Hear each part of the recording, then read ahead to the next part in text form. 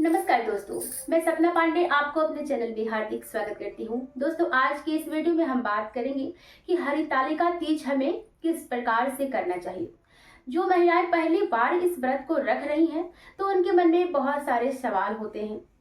उन्हीं सवालों के जवाब मैं इस वीडियो में आपको देने वाली हूँ, तो वीडियो को अंत तक देखिए। जितनी भी परेशानियां हैं इस वीडियो में आपका क्लियर हो जाएगा और कोई भी परेशानी आपको व्रत करने में नहीं होगा।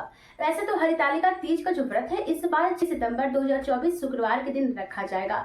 दोस्तों, आपको संध्या के समय में ही हरितालिका तीज का जो व्रत है उसे करना चाहिए, यानी कि रात्रि से 45 मिनट पहले प्रदोष काल का जो समय होता है उसी समय में आपको इस व्रत का पूजन करना चाहिए। हरितालिका तीज का व्रत जो है वो बहुत ही कठिन है, क्योंकि इस व्रत को निर्जला रखा जाता है और इस दिन हमें पानी की एक बूंद भी पीनी नहीं होती है। तो दोस्तों, व्रत में ऐसे ही कुछ महत्वपूर्ण नियम भी होते हैं, जिन नियमों का पालन करना भी हमारे लिए बहुत जरूरी है। और उन नियमों का पालन अगर हम नहीं करें तो व्रत हमारा जो है वह पूरा शुभ फल नहीं देता है और इससे हमें परेशानियों का भी सामना करना पड़ता है। तो देखिए, व्रत का जो आप नियम अगर पूरा नहीं करते हैं तो व्रत करें या ना करें इसमें आपका कोई फल नहीं देता है। इसलिए व्रत अगर आप करते हैं तो व्रत का पूरा नियम का पालन आपको विधिवत तरीके से करना जरूरी है। तो 10 महत्वपूर्ण नियम आपको इस वीडियो में हम बताएंगे। अगर आप पहली बार व्रत कर रही हैं या तो फिर आप पुराना है, पहले से ही व्रत कर रही हैं, बार बार कर चुकी हैं, तो आप इस वीडियो को देखिएगा। अगर आपको जानकारी नहीं होगी तो जानकारी मिल जाएगी, और जानकारी है तो बहुत ही अच्छी बात है, लेकिन भी आप वीडियो को जरूर देख लीजिए और अपनी कंफ्यूजन को दूर कर लीजिएगा। पहला सवाल आता है कि व्रत कैसे करें। अगर आप पहली बार व्रत कर रही हैं तो इन बातों का ध्यान रखना आपके लिए अति आवश्यक है। अगर आपको जानकारी नहीं होगी तो परेशानी हो सकती है आगे चलकर, इसलिए आपको इसका जानकारी होना बहुत ही जरूरी है। दोस्तों, अगर आप पहली बार व्रत कर रही हैं तो आपको व्रत का संकल्प आपने जिस प्रकार से लिया है उसी तरह से आपको आजीवन व्रत का पालन करना होगा।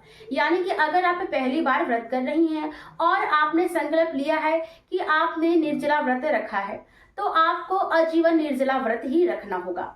और अगर आपने पहली बार व्रत किया है और आप अगर फलाहार या तो पानी वगैरह पी लेते हैं, इस प्रकार से अगर आपने संकल्प लिया है तो आपको उसी प्रकार से आजीवन व्रत करना है। यानी कि जब तक आप व्रत करते हैं तब तक आपको उसी प्रकार का जो संकल्प आपने लिया है पहली बार, उसी संकल्प को आपको उसी नियम का पालन करना होता है। ध्यान रहे कि निर्जला या फलाहार जिस प्रकार का आप संकल्प लें, व्रत को उसी प्रकार से आप पूरा करें, और पूरा करने के साथ साथ आपको आजीवन ही उसी प्रकार से पूरा करना होता है।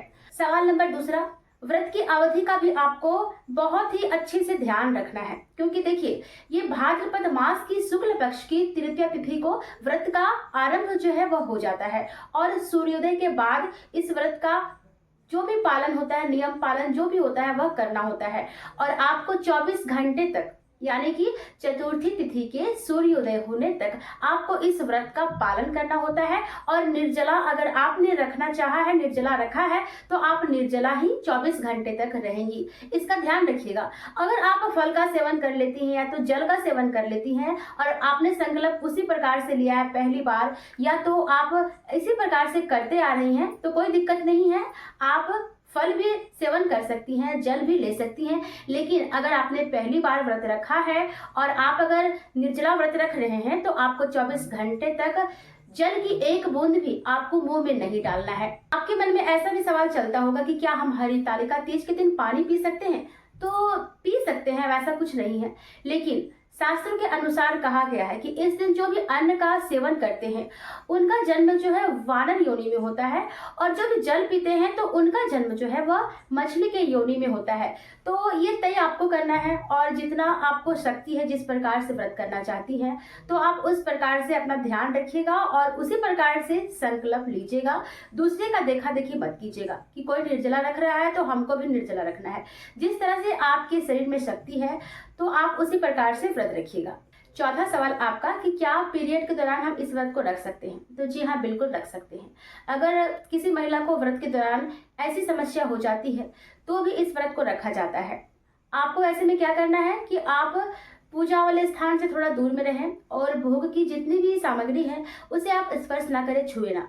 आप पूजा जो करने वाली थी, तो आप जितनी भी आपकी सामग्री है पूजा की, आप आपके अगल बगल में या तो फिर घर में सासू माँ या तो जो भी हैं, उनको आप पूजा की सामग्री अर्पित करने के लिए, चढ़ाने के लिए दे दें। आप पूजा की कोई भी वस्तु हाथ ना लगाएं और आप पूजा बस सुन सकते हैं और कथा सुन सकते हैं, आरती सुन सकते हैं। बाकी पूजा की कोई भी सामग्री को आपको हाथ नहीं लगाना है और ऐसे में भी आपको व्रत का उतना ही फल मिलेगा जितना कि आप व्रत करती हैं। ठीक है, ये बात भी क्लियर हो गया।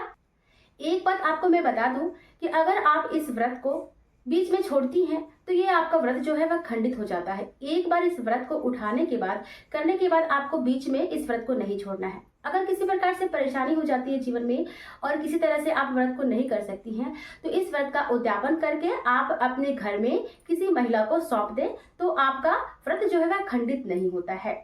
वैसे तो इस दिन जो भी महिला व्रत रखती हैं, उन महिलाओं को रात्रि में सोना नहीं चाहिए, जागरण करना चाहिए। लेकिन ऐसा कुछ नहीं है, जिनको परेशानी है, दिक्कत है, वो सो सकती हैं। शास्त्रों के हिसाब से इस दिन जो भी सोता है, यानी कि जो महिलाएं सोती हैं, व्रतधारी महिलाएं सोती हैं, तो उनको अगले जन्म में अजगर के रूप में जन्म होता है। इसलिए इस दिन सोना नहीं चाहिए। लेकिन जिनको परेशानी है वो सो सकते हैं, ऐसी कोई दिक्कत वाली बात नहीं है। अगर आप नहीं सक्षम है जगने के, अगर आपको परेशानी है तो आप सो सकते हैं। वैसे तो ये व्रत जो है वह सुहाग के लिए किया जाता है, इसलिए इसमें ध्यान रखें कि आपको 16 श्रृंगार करके ही इस व्रत में बैठना है। यानी कि पूजा के दौरान आपको महावर, बिंदिया, जो भी है, मेहंदी जरूर लगाना चाहिए, क्योंकि मेहंदी लगाने से शिव जी अति प्रसन्न होते हैं और इसके साथ ही आपकी सभी मनोकामना को पूर्ण करते हैं। इसलिए मेहंदी जरूर लगाइएगा और जितने भी श्रृंगार की वस्तु जितना हो सके, मतलब जितना आपसे होता है, आप सारे श्रृंगार को जरूर कर लीजिएगा। 16 श्रृंगार करना अति आवश्यक माना गया है। इस दिन शिव जी की बालू से प्रतिमा बनाई जाती है। जिनको बालू ना मिले वो मिट्टी से भी बना लेते हैं, कोई दिक्कत नहीं है, मिट्टी से भी बना सकते हैं। और बालू की प्रतिमा बनाने के बाद आप शिव जी और पार्वती जी को साथ में पूजन अर्चन कीजिए। इसके बाद आप चारों पहर की पूजा करने के बाद पार्वती माता को सिंदूर अर्पित कीजिए, सुहाग की सामग्री अर्पित कीजिए। और जो सिंदूर आपने पार्वती माता को अर्पित किया है, वही सिंदूर आपको अपने माथे में भी लगाना है।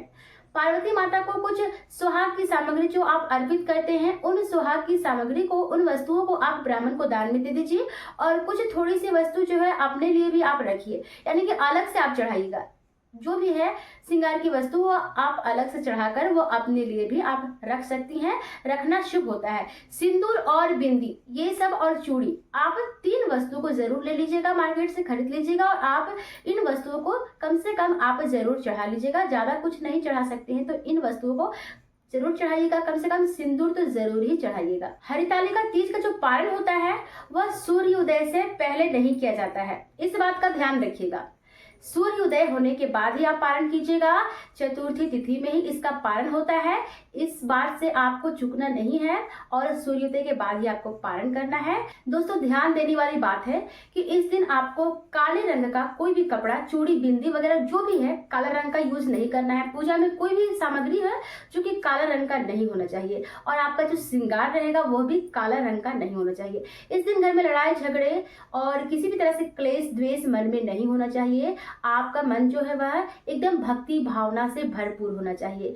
और पहली बात कि आपको इस दिन परिवार में सभी को मतलब कि सात्विक भोजन करना है। किसी को भी मांसाहारी भोजन या तो तामसिक भोजन जो है वैसा भोजन नहीं करना है। सभी को इस दिन सात्विक भोजन का ही प्रयोग करना है। दोस्तों अगर वीडियो पसंद आई तो लाइक कीजिएगा और हमारे चैनल से जुड़ने के लिए चैनल को जरूर सब्सक्राइब कीजिएगा। मिलते हैं फिर से एक नई वीडियो के साथ में।